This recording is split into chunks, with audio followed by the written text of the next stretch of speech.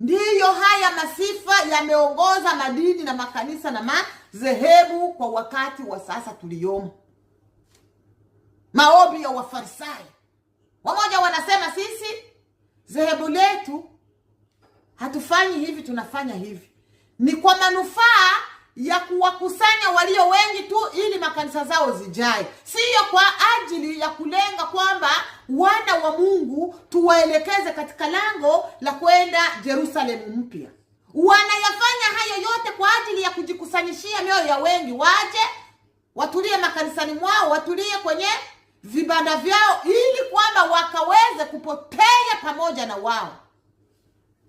Siyo kwamba wawagange mioyo, siyo kwamba wawaambie ukweli ambao unauma lakini mwisho wa siku unawaokoa. Siyo kwamba wawaambie jamani, tubuni, Yesu yuwaja, acheni mazani.